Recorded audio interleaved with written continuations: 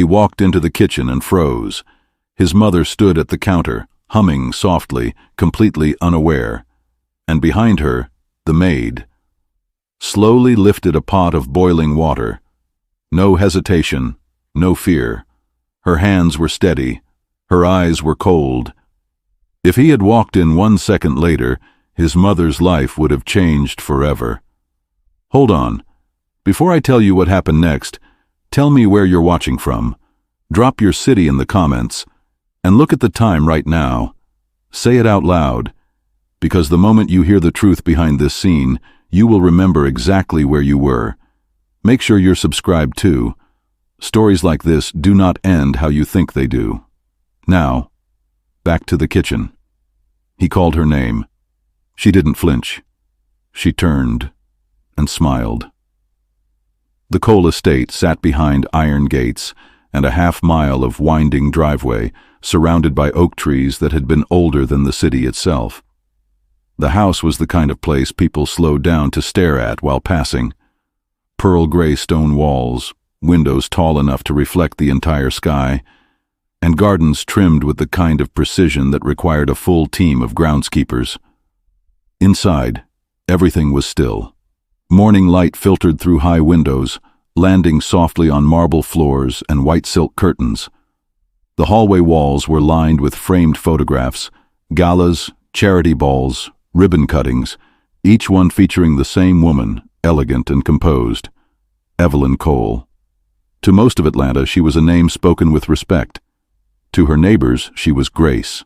To her staff, she was order. And to her son, Adrian Cole, she was the only family he had left. He grew up with the language of wealth before he learned the language of emotion. His world was polished, structured, and controlled. He knew how to sign off on multi-million-dollar developments before he knew how to say thank you without sounding rehearsed. But the house had a rhythm, a way of breathing, a way of knowing when something changed. The change began 8 months earlier, the day Lila Moreno walked up the front steps with her hands folded politely and a canvas duffel hanging from her shoulder. She was quiet, soft-spoken, eyes lowered, like someone afraid to take up space in a room. She didn't flinch at the size of the estate. She didn't fumble when handed expectations.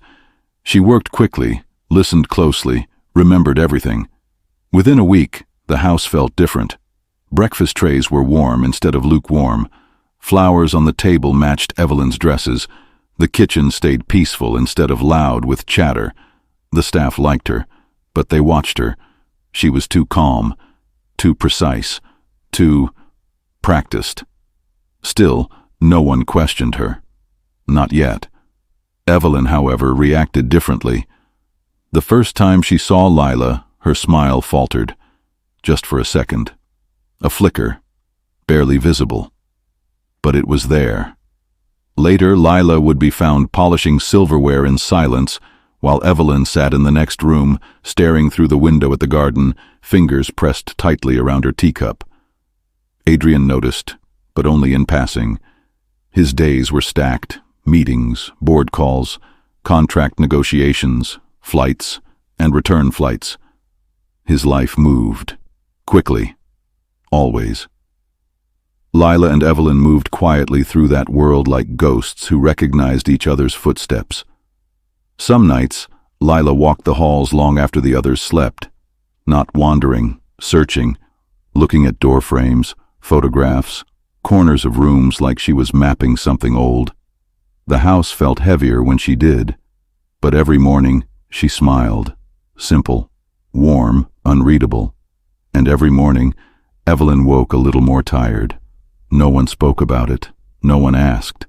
The estate was too large, the walls too thick, the history too heavy. Until the morning the kettle began to scream, and everything that had been silent finally surfaced. Lila moved through the house like she had always belonged there. She woke before the sun, tying her hair back with a plain black ribbon, stepping softly down the servants' staircase so quietly that the floorboards never complained beneath her feet. She didn't rush. She didn't hesitate. Every action seemed considered, as if she had rehearsed this house long before she ever entered it. She learned Evelyn's morning routine within 3 days. Warm lemon water in a crystal glass, 2 slices of toast, edges trimmed, news station volume low enough to hear but not disturb. She brewed Adrian's coffee before anyone else was awake. Dark roast, no sugar, 1 splash of almond milk. The mug placed on the right side of the kitchen island, handle turned exactly 1 inch outward. The way he liked it, the way only someone who watched closely would know. But she never watched with hunger or admiration. She watched with memorization. The other staff whispered about her. She works like she has something to prove. No, she works like she already knows how all of this ends. Lila never reacted to the whispers. She only smiled, a small, patient smile, like someone waiting for a clock to strike. Evelyn tried to ignore her at first. She would look past her, speak through her, issue instructions, without acknowledging the person receiving them. But the house noticed.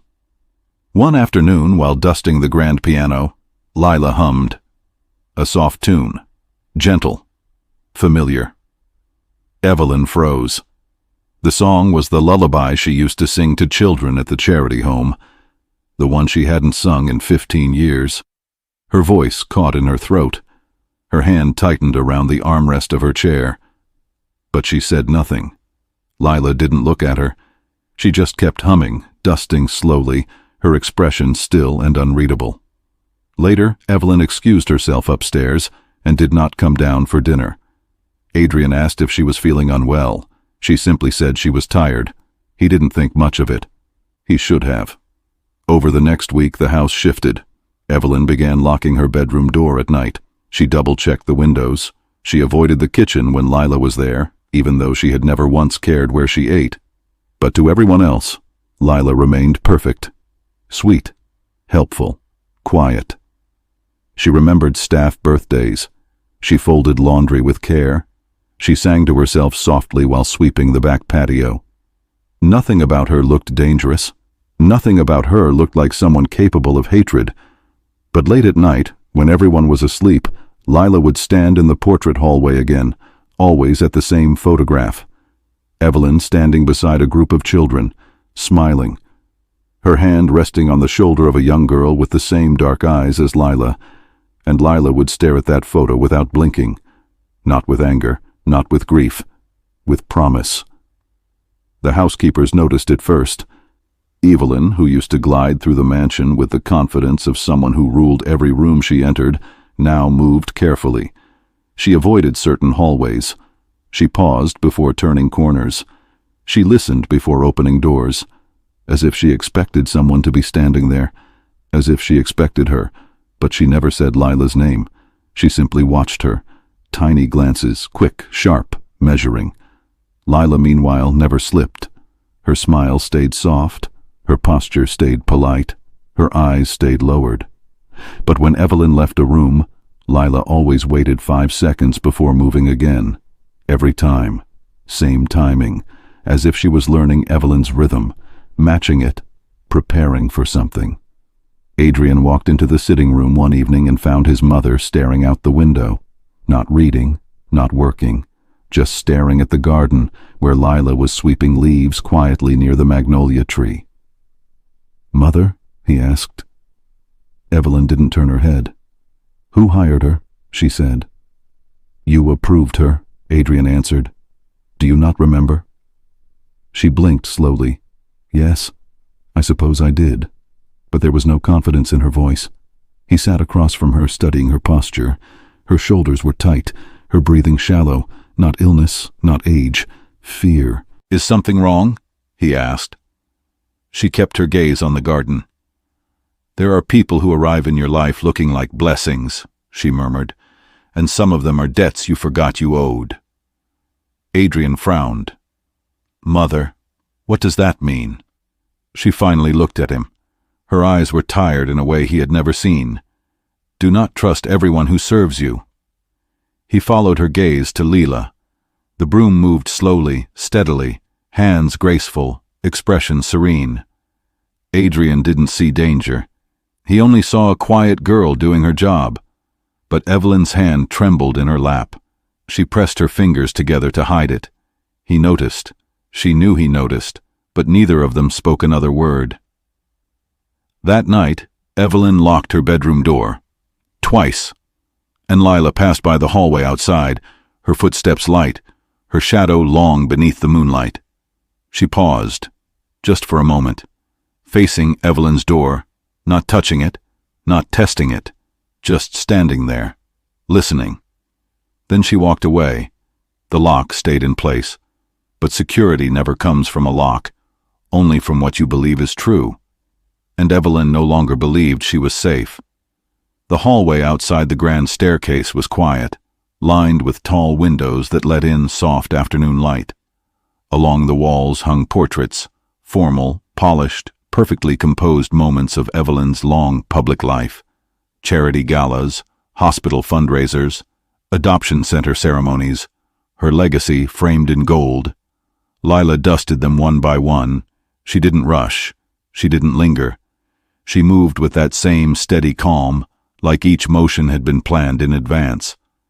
But when she reached the largest portrait, Evelyn surrounded by children in bright uniforms, her hand stopped. She set the dusting cloth down. Her eyes moved slowly across each face in the picture, searching, until they landed on one child in particular, a girl with dark lashes, hair pulled into a crooked ponytail, and a shy smile that didn't reach her eyes. Lila's fingers brushed the glass, barely a touch, just enough to feel the cold. Her breathing changed, very soft, very quiet. But the house noticed. Walls always notice. She didn't cry. She didn't speak. She only stared. The door at the end of the hall opened.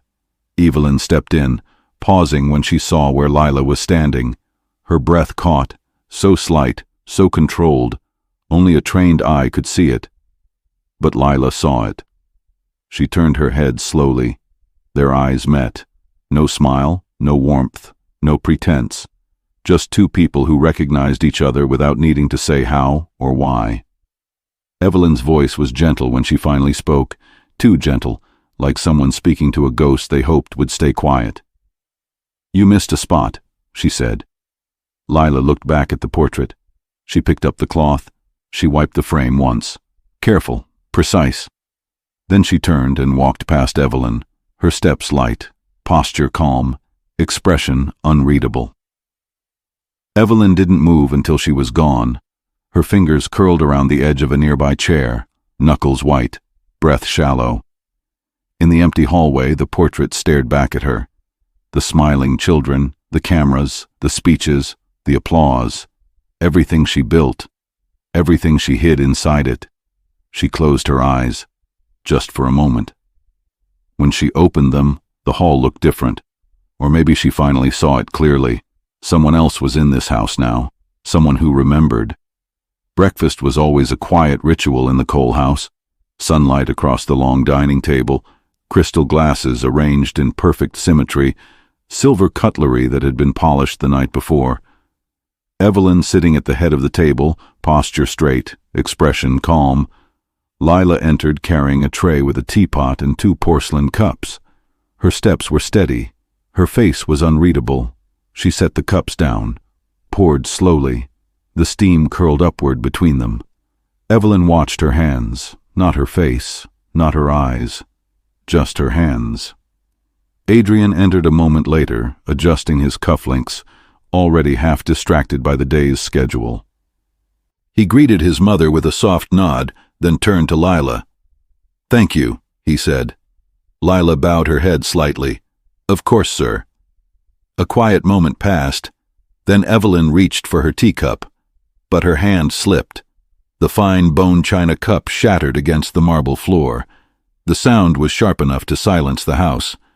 Lila gasped and stepped backward too quickly, her breath catching in her throat as if someone had struck her. Her eyes were wide, too wide, full of something deeper than surprise. Adrian moved first. "Mother." But Evelyn wasn't looking at the broken cup. She was staring at Lila. The room felt smaller, heavy, thick with something unspoken. Evelyn's voice came out thin and brittle. Why are you here?" Lila didn't answer. Her hands trembled only once before she forced them still again. Adrian looked between them, confusion settling in. "Mother!" Evelyn cut him off. "Tell me, why are you here?" Lila turned her gaze toward Evelyn. Her expression softened, not in kindness, not in fear, in recognition. "I'm here to serve," she said quietly. The words were simple, but something in the room shifted when she said them. Evelyn pushed back her chair and stood, too quickly. Her knee wobbled. She caught herself on the edge of the table. Adrian reached to steady her, but she lifted a hand to stop him. "I'm fine," she whispered, but her eyes never left Lila. Lila bent down to pick up the broken cup pieces. She placed them gently on the tray, her breathing slow, composed. But when she reached for the last shard, her fingers stopped just above it. She didn't touch it. She simply looked at it, as if it reminded her of something. Then she stood, straightened her apron, and walked out of the room. The door closed softly behind her. The silence left behind was louder than any argument. Adrian finally spoke. "What is happening?" Evelyn's answer was barely audible. "A past I prayed would stay buried." She didn't explain. She didn't look at him. She just stared at the door where Lila had disappeared. And for the first time in his life, Adrian saw his mother afraid. The house slept early that evening. Lights dimmed. The estate quiet, except for the low hum of the central heating and the whisper of trees brushing against the windows outside. Adrian worked late in his study, documents spread across the desk, though he hadn't read a single line in the past hour. His mind kept returning to the breakfast table, to his mother's voice, to Lila's stillness, to something he could not name. He finally stood, unable to shake the tension coiled in his chest. As he walked past the back hall, he heard it, a sound, soft, unsteady, crying. He followed it, down the narrow staircase, into the laundry room where the walls were close and the light was faint. Lila sat on the floor beside a basket of folded linens, her knees drawn to her chest, her face buried in her arms. Not the quiet, graceful figure the house knew. Just a girl, small, tired, breaking. Adrian didn't announce himself. He stood in the doorway for a moment, unsure what to do with the sight of her like this. Then he spoke, voice low. "Lila." She didn't look up. Her breath shook. Her fingers clenched into the fabric of her apron. He stepped closer, slowly. "Are you hurt?" She shook her head, but tears continued to fall silently, slipping along her jaw, dripping onto the tile. Silence stretched between them. Not awkward, heavy. He knelt down beside her, not too close, not touching, just near enough to be present. Lila finally lifted her face. Her eyes were red, but her voice was steady when she spoke. "Some houses," she whispered, "hold more memories than walls can contain." Adrian's jaw tightened. "What do you remember here, Lila?" She looked at him then, really looked at him. Not as her employer, not as the billionaire who owned this estate. As a man standing in a quiet room, searching for a truth he wasn't prepared to understand yet. Her answer came softly. "I remember being invisible." The words were small, simple, but something in the room shifted with them. She wiped her face, stood, straightened her posture. Just like that, the mask returned. She picked up the laundry basket. "Good night, sir." She walked past him, her steps steady once again. He didn't move. He couldn't. He stayed kneeling on the cold tile floor long after she was gone. And for the first time, he wondered not who Lila was, but what this house had done to her. Morning returned with quiet calm. The sky outside was pale and blue, the kind of gentle light that usually softened everything it touched. But the house felt tense, like the walls themselves were waiting. Evelyn stood at the stove, stirring a pot of soup. Her robe was neatly tied, her hair pinned up, her hands steady, but her shoulders were tight. She kept glancing over her shoulder, as though expecting something, or someone. Footsteps sounded behind her, soft, familiar. Lila entered the kitchen. She didn't greet Evelyn. She didn't ask what needed to be done. She went straight to the kettle, filled it, placed it on the burner, turned the flame high. The silence between them was not normal silence. It was silence that remembered things. Evelyn inhaled slowly. "You don't have to stay here," she said quietly. Lila didn't answer. The kettle began to warm, metal expanding, water shifting. Lila stood still, staring down into the flicker of the flame. Evelyn's voice was softer this time. "You could walk away." Lila finally spoke. Her voice was calm, level, almost gentle. "I did walk away." The kettle began to tremble, steam rising at the edges. Lila reached for a kitchen towel, wrapped it around the handle, lifted the kettle. Evelyn's hand froze on the spoon. Lila stepped closer. 1 step, 2. The steam curled upward between them. She raised the kettle slowly, too slowly, deliberately. Evelyn didn't move. Her eyes didn't blink. Her breath caught in her chest. The moment stretched thin, and then a voice behind them. "Lila." "Adrian." He stood in the doorway, still, silent, trying to understand what he was seeing. Lila didn't turn. She didn't lower the kettle. She only spoke very softly. "She remembers, even if she pretends she doesn't." The kettle tilted. Adrian moved, fast. His hand closed around her wrist, not violently, not rough, just firm enough to stop the motion. The boiling water trembled inside the kettle. Lila's eyes rose to meet his, not angry, not panicked, just tired, so tired. Evelyn turned slowly, her face pale, her hands shaking now, visible, undeniable. Adrian's voice was low. "Put it down." Lila looked at him for a long moment.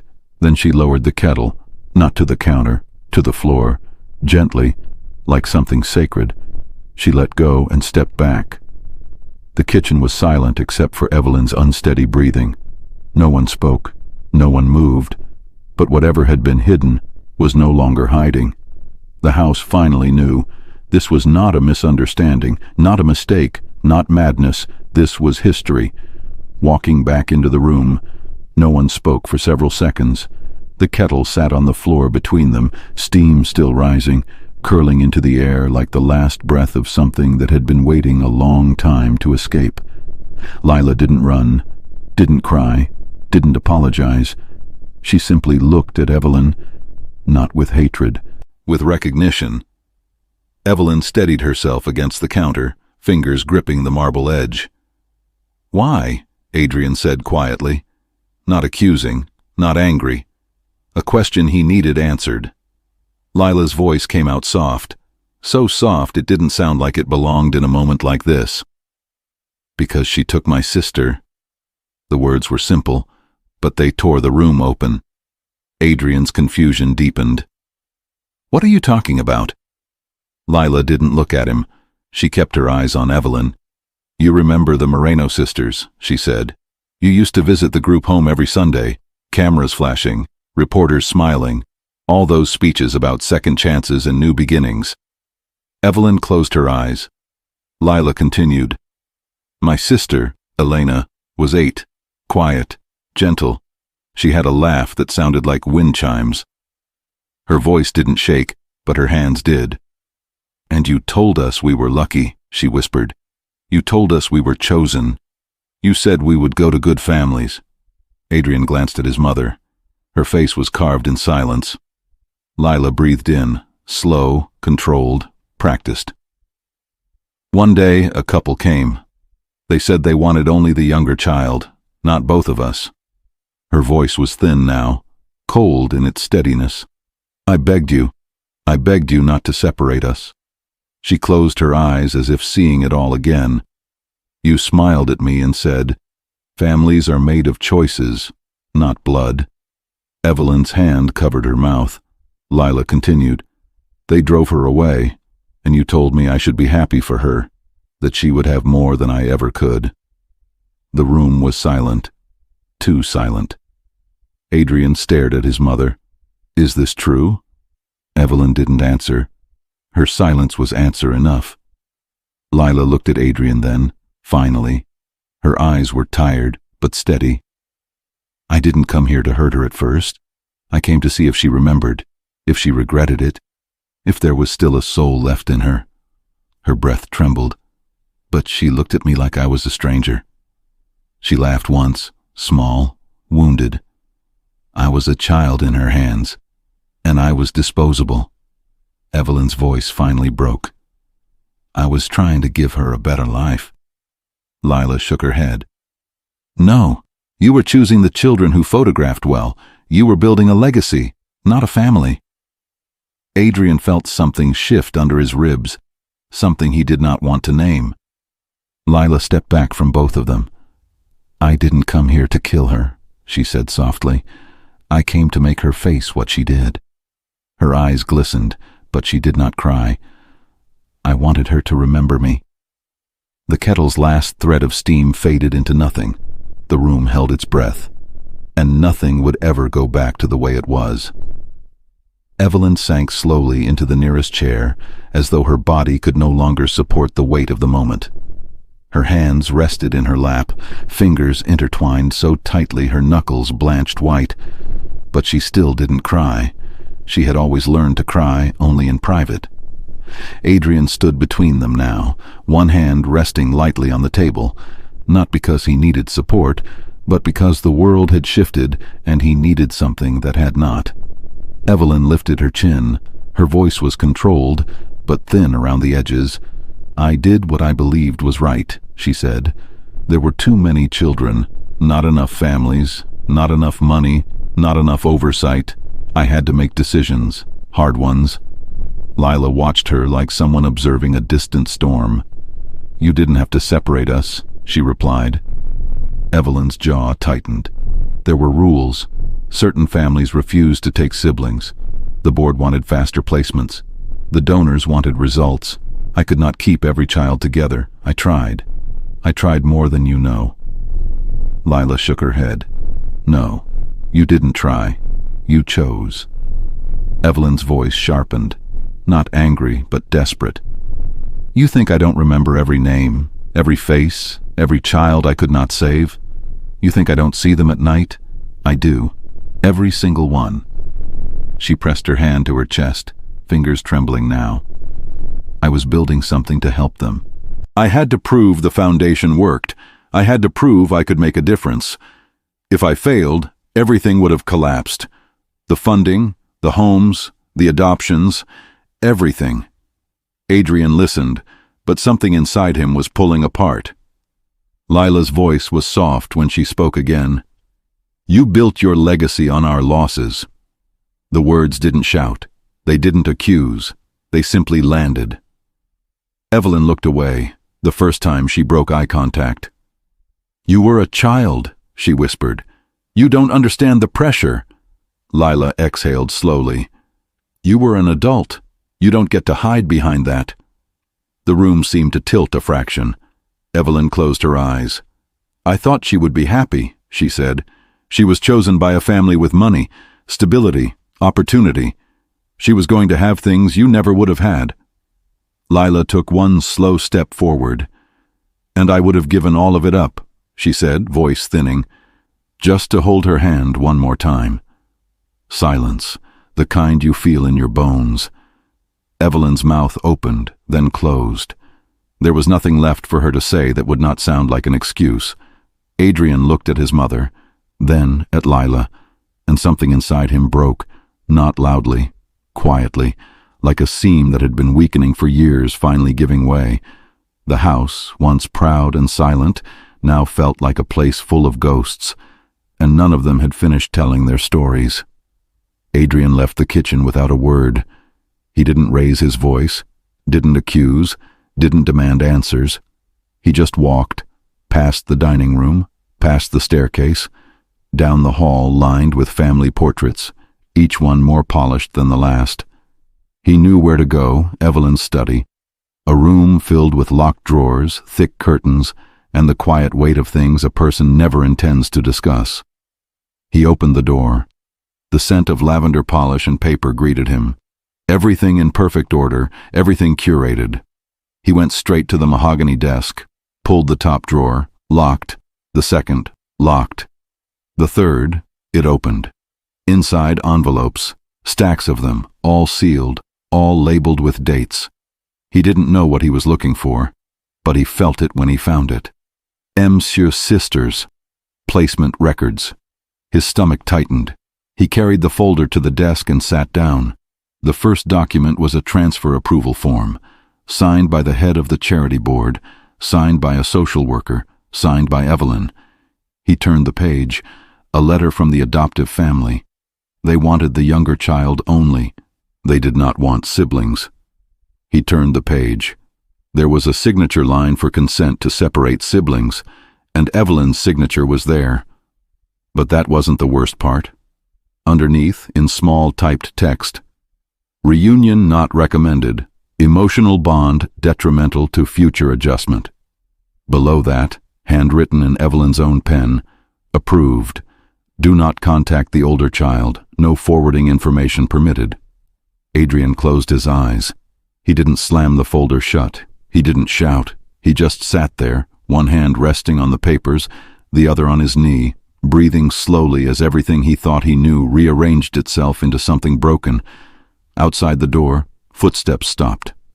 Lila. She didn't enter. Just stood in the doorway. Adrian didn't look up. She loved her, he said. Quiet, flat, a truth spoken into the room like a confession. Lila didn't move. She wasn't trying to hurt you, Adrian added. She was trying to bring her sister back. Silence. Then Lila spoke. I didn't expect you to understand. Adrian lifted his head. I didn't expect there to be something to understand. Their eyes held, not as servant and employer, not as accuser and accused, as two people standing inside the wreckage of one woman's choices. Adrian stood. He held out the folder. Lila didn't take it. She already knew what it contained. Adrian's voice was steady, not cold, not angry, resolved. She didn't just separate you, he said. She erased you. Lila's throat tightened, but she didn't break. Not yet. Adrian exhaled once, long, slow. Then he spoke the words that would change the house forever. I'll find your sister. No hesitation, no conditions, no looking back. Lila closed her eyes, and for the first time since she entered this house, her breath trembled not from anger, but relief, quiet, shaking, real relief. Behind them, down the hall, Evelyn stood at the corner, watching, listening. Her hand pressed against the wall to steady herself, because she knew what was broken now would not be repaired, not in this house, not in what came next. Adrian closed the study door behind him, the folder still in his hand. The hallway felt colder now, as if the house itself knew what had been unearthed. Footsteps echoed softly as he walked back toward the main rooms. Evelyn was waiting at the bottom of the staircase. She wasn't sitting. She wasn't composed. She was standing still, hands clasped, as though preparing for a verdict. Her eyes met his, not pleading, not defensive, just tired. Adrian stopped in front of her, the space between them heavy with things neither of them had said. You knew, he said quietly. Evelyn didn't deny it. I believed I was doing what was necessary, she said. Not what was right. There is a difference. There is, Adrian replied. But you didn't just separate them. You prevented them from ever finding each other again. You made sure of it. Evelyn's breath trembled. You weren't meant to see those files. And she wasn't meant to lose her family. The silence that followed was long. Finally, Evelyn lowered her gaze. What happens now? She asked. Adrian didn't raise his voice. There was no anger left to sharpen it. You're stepping away. From the foundation, from decision-making, from everything, effective today. Evelyn's chin lifted, pride flickering like the last flame of a candle. You would take my life's work from me? No, Adrian said. You already did that yourself. The answer landed quietly, but it landed deep. Evelyn didn't argue. She didn't beg. She simply nodded once, a gesture of a queen surrendering her crown because she finally understood the kingdom was already gone. Adrian turned away, but paused. His voice softened, not forgiving, but human. "You could have told me," he said. "You could have trusted me." Evelyn blinked, just once, enough for a tear to slip free. "I was afraid of losing you," she whispered. Adrian exhaled slowly. "You lost me the moment you lied."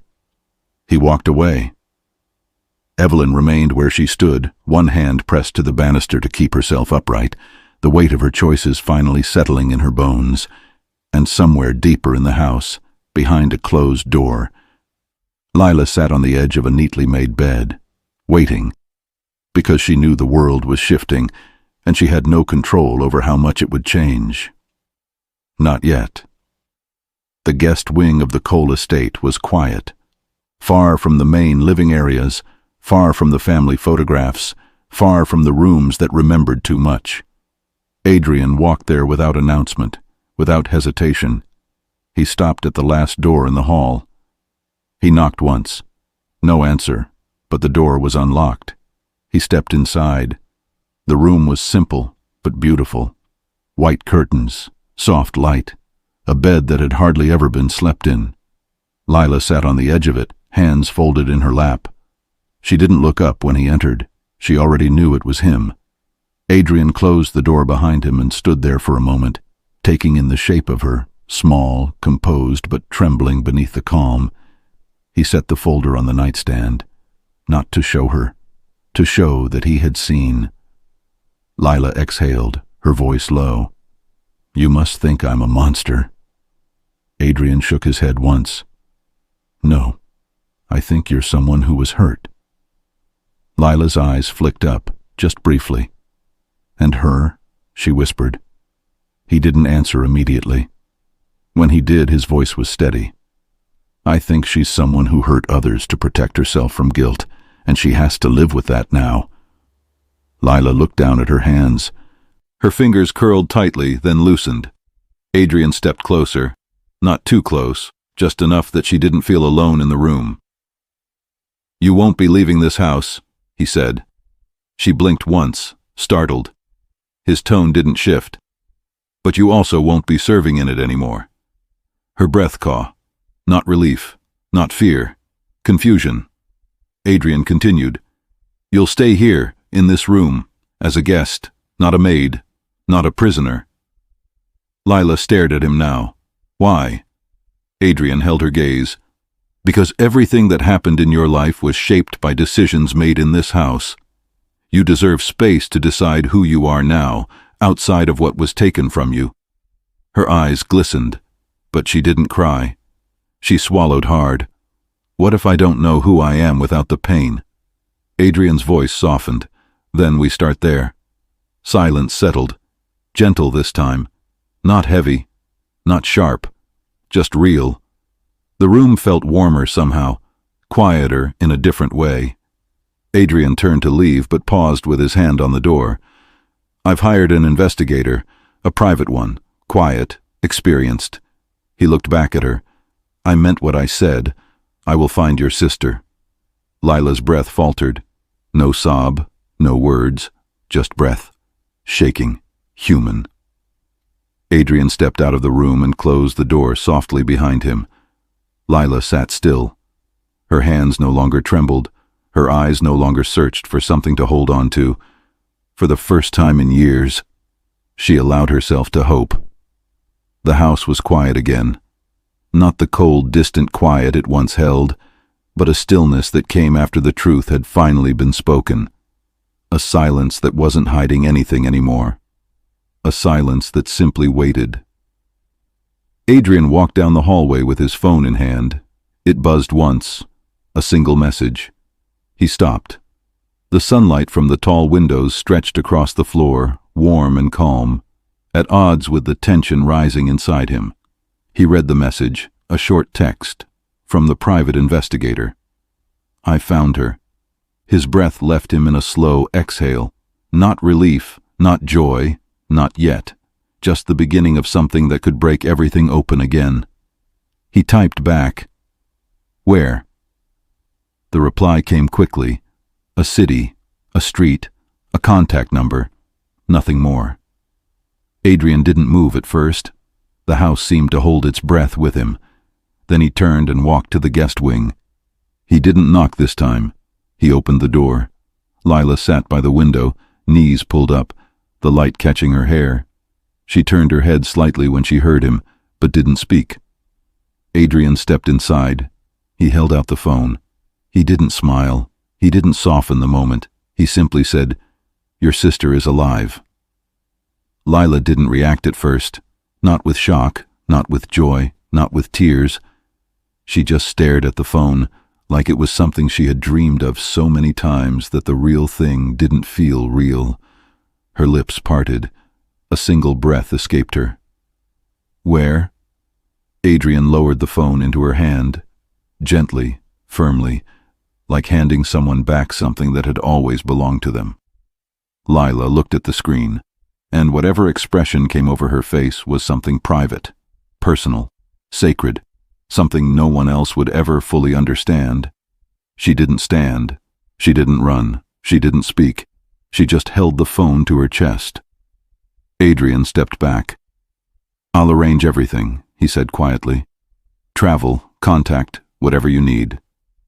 Lila nodded once, slow, grateful, but not relieved. Because finding someone is not the same as getting them back. Not yet. Outside the window, the wind moved through the magnolia trees. Soft, steady, a reminder that time was still moving. The house, for the first time, felt like it was changing with it. Lila looked out the window, her voice almost a whisper. "This isn't over." Adrian nodded. "No," he said. "It's just beginning." The screen faded black. The story did not end. It simply paused. Because some scars take longer to heal. Some reunions come with more questions than answers, and some truths don't settle quietly. Want part 2? Drop part 2 in the comments. Tell us where you're watching from, and subscribe so you don't miss what happens next, because when the past comes home, nothing stays the same.